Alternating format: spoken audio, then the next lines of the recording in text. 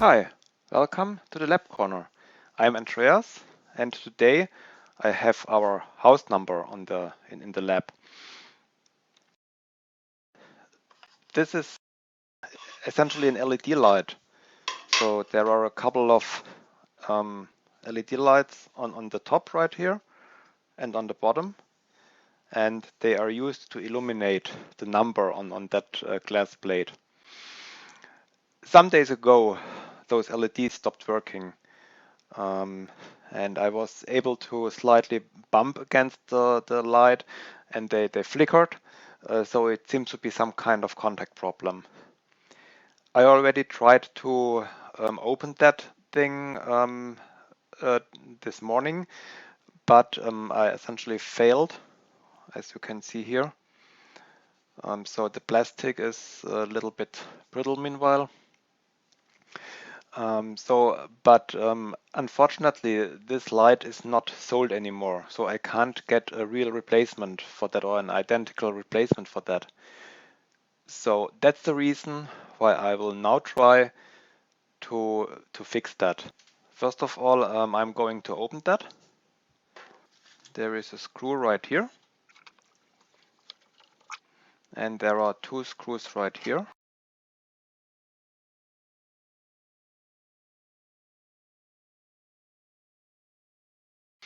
And it's now possible to simply take that apart right here. So you can see here the wiring from the LEDs. By the way, I can also pull out the sensor unit. So that's an IR sensor because that's also it's also possible to turn on separate additional light if someone passes through. By the way, it seems that this is not a problem because this morning I also removed that sensor and still had that flickering problem or that contact problem with the LED part. So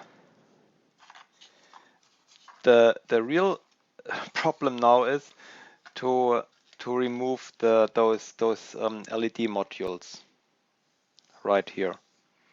So I will first try this one because it seems that this is a little bit less less brittle, and let's simply do that.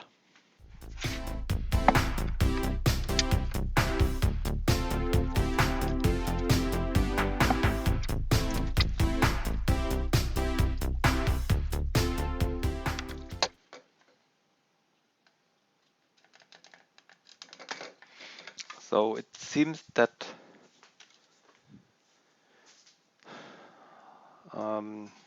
this plastic part is also, it seems that it is even glued in or something.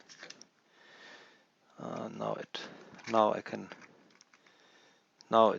can be removed.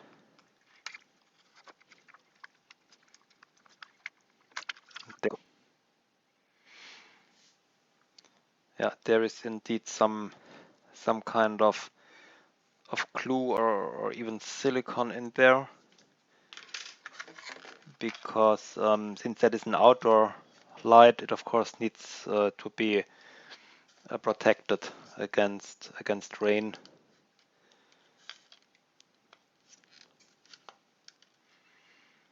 Okay, let's see if we can also remove this here.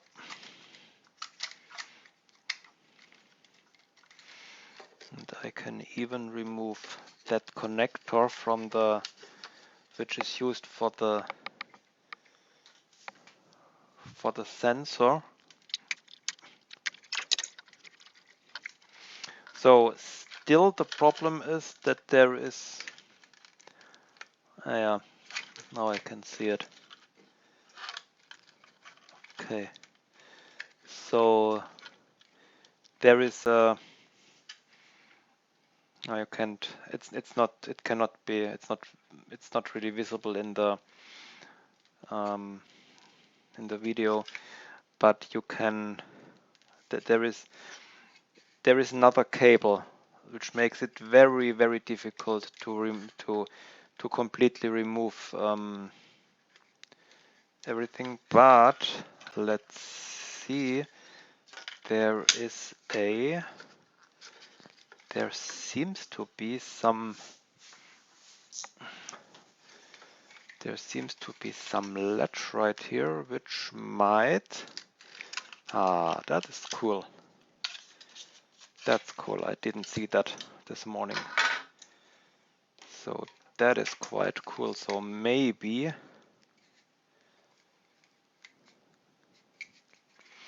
that, of course, makes everything much easier. Nevertheless, I need to remove that plastic part also.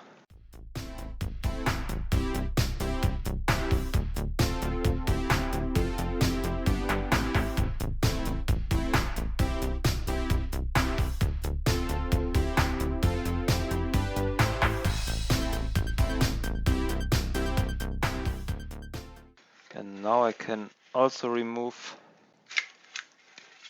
that part and completely remove all the electronics. And as you can maybe already see, there is some rust in here. So even if even though it's water protected, of course it's not completely. Some water still got in there.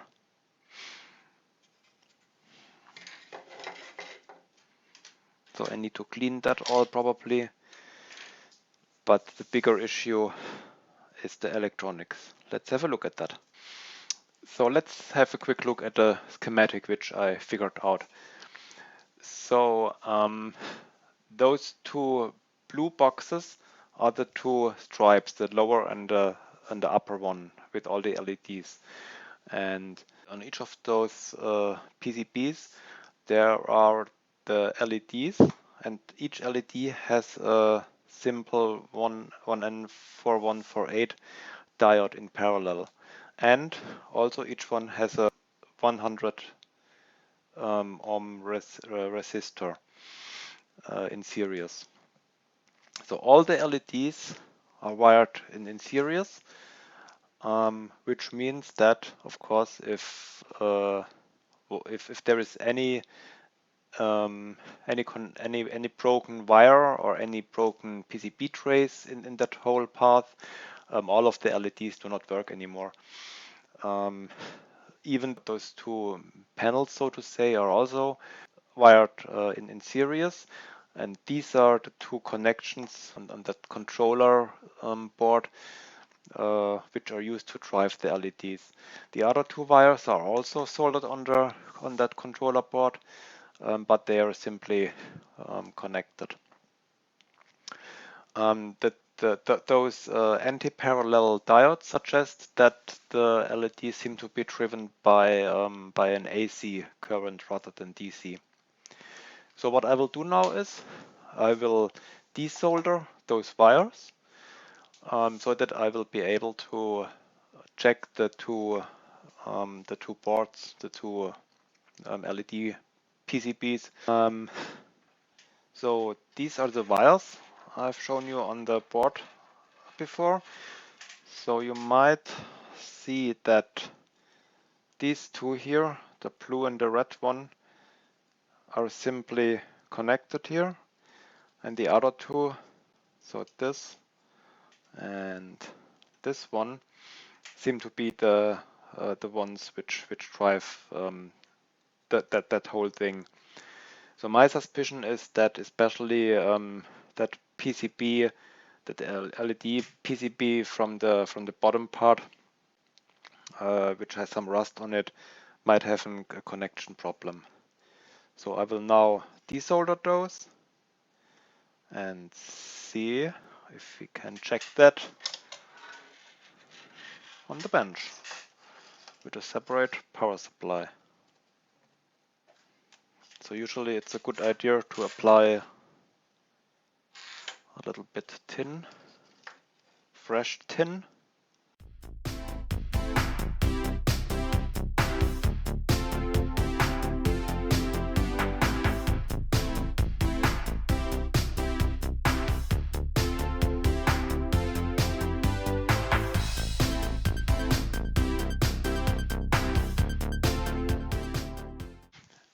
So I can now apply some current to those LED PCBs with my somewhat older regulated power supply, which unfortunately does not yet have a display for the current and the voltage.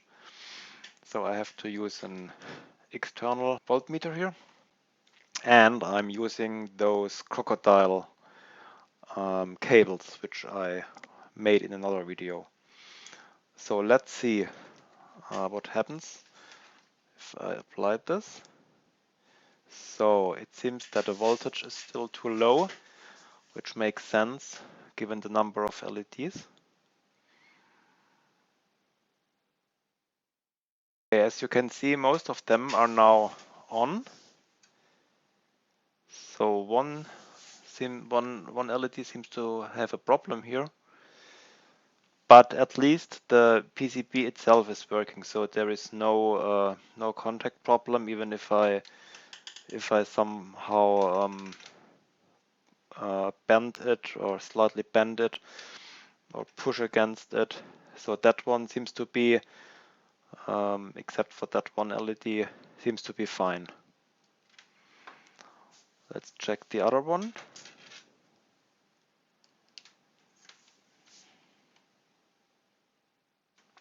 Yep, and there, none of the LEDs are lighting here.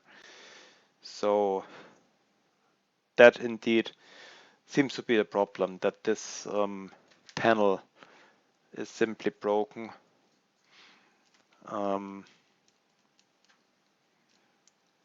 Due to some rust or whatsoever.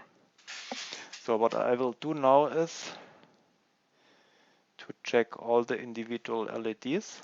I will go a little bit down with the voltage for that.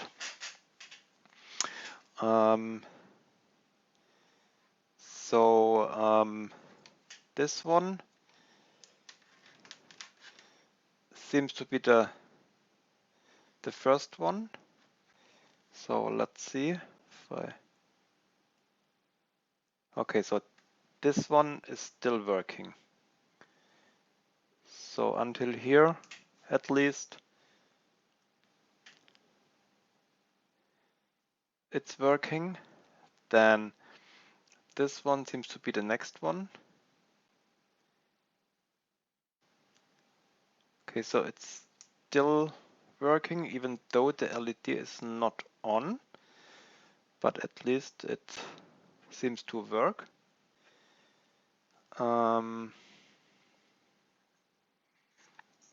Then let's see, it goes from here to here, resistor, LED, resistor, LED, resistor, and then to this one. And now the voltage might be too low. Let's turn that up a little bit. Yeah. As you can see, even here, they are still functioning. Then here, resistor, LED. It's this one here. And even here, the voltage might be too low now. Oh no, okay, so that seems to be the faulty one here.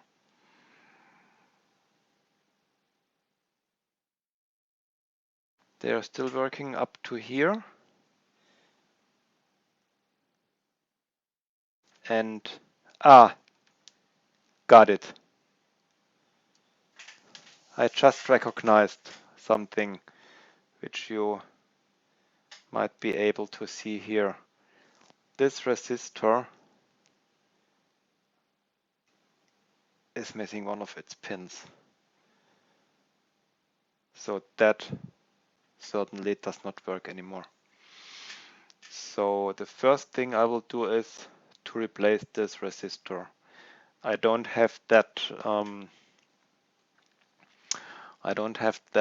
size, of course, that form factor, but I think I will be able to use another one. But for that, I will now utilize the desoldering station. And meanwhile, I will check for a 100 ohm resistor.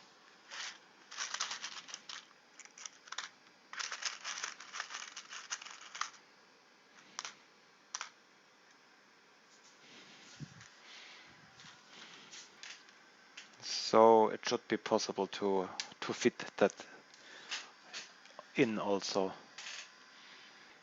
I'm probably might also replace this diode here, because that looks a little bit rusty also, this one here, even though this one does not seem to be the problem, the primary problem.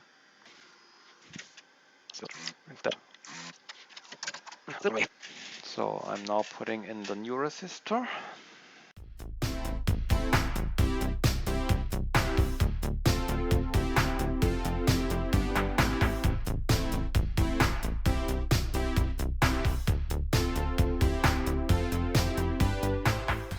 So let's see what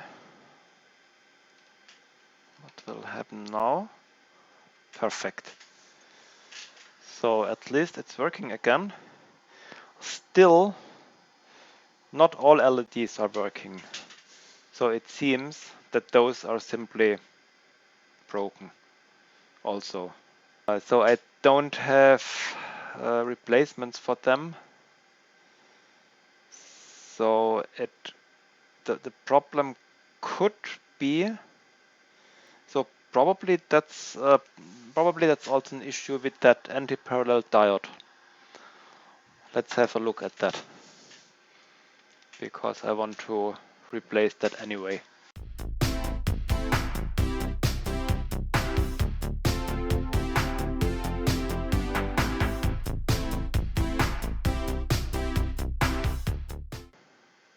Yep, exactly. So since I'm only using DC voltage here, it's not required for that test, but I will of course also replace that.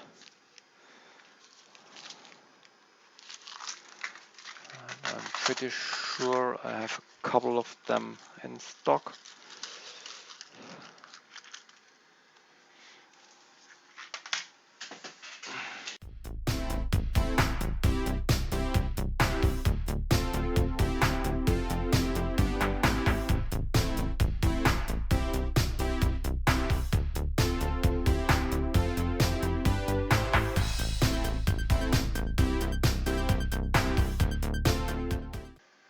Okay, so in this case it seems that the LED itself is broken.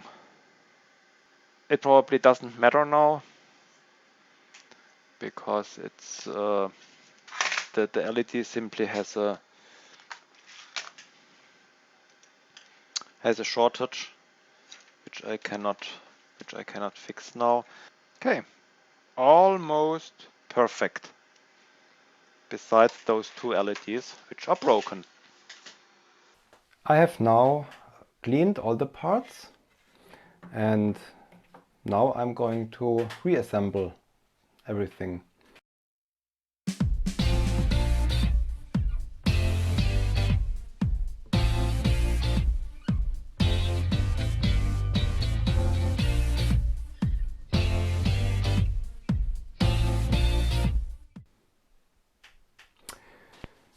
So the last thing I would like to do before completely assembling the remaining parts, I would of course like to do a smoke test.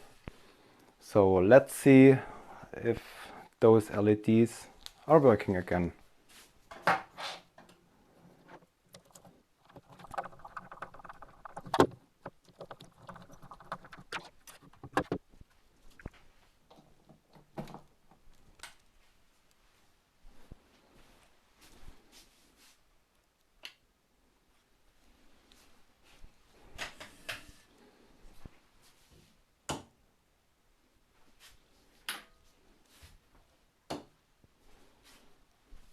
So this looks quite good. So the LEDs are working again. Let's see if the sensor is also working correctly, because as long as there is enough light, of course, the LEDs should be off. And as soon as it gets dark, the LEDs are lighting. So the last thing I now need to do is to add those protection plastic parts on here again. And the problem here was that those plastic parts have been glued, or at least they were somewhat protected from water. So I now need to somehow glue them here, and I think I'm simply going to use some silicone. So I have some silicone here, which I still had in stock, and I'm now trying to fill those gaps with that.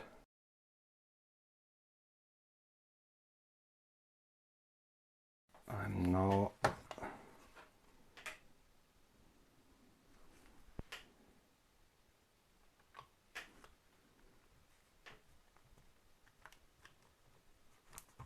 that looks quite good. That looks very good, I would say.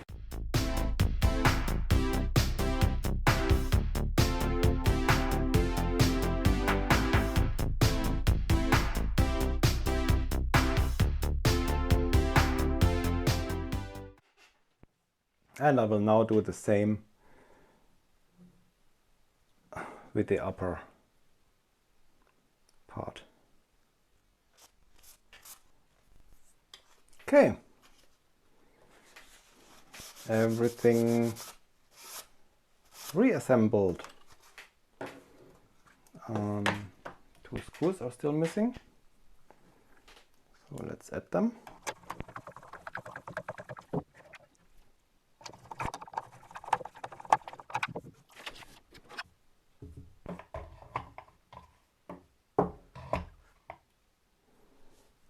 Let's do a final test, and then we have a working house number again.